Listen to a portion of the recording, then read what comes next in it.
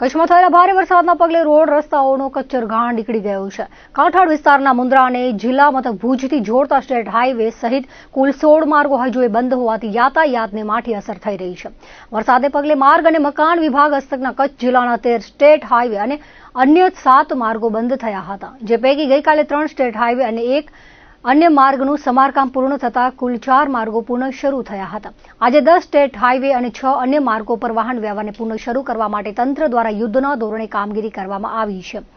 વાહન વ્યવહાર માટે બંધ 10 સ્ટેટ હાઈવેમાં માંડવી તાલુકાના ગઢસીસા હાલાપર, મુન્દ્રા તાલુકાના લુણીથી બાબિયા, લુણીથી વડાલા, મુન્દ્રાથી જૂના બંદર રોડ, ભુજ મુન્દ્રા રોડ, અબડાસાનો કોટડા બીટા રોડ, લખપત તાલુકાનું લખપત કોટેશ્વર રોડ, નખત્રાણા તાલુકાનું નખત્રાણા નિરોણા રોડ ઉપરાંત અન્ય માર્ગોમાં માંડવીના બિદડા રામાણિયા, અબડાસાનું લાયજા, બોડકુબા, રવા બાયચુંડા, કોટડા વરાડિયા, વિંજાણ અંજારના કુંભારિયા, બીટાવલાડિયા અને સત્તાપરથી મોડવદર સુધીનો રસ્તો કોઝવે, ઓવરટોપિંગ કે સ્ટ્રક્ચર અપ્રોચમાં નુકસાનના કારણે બંધ ચાલી રહ્યા છે.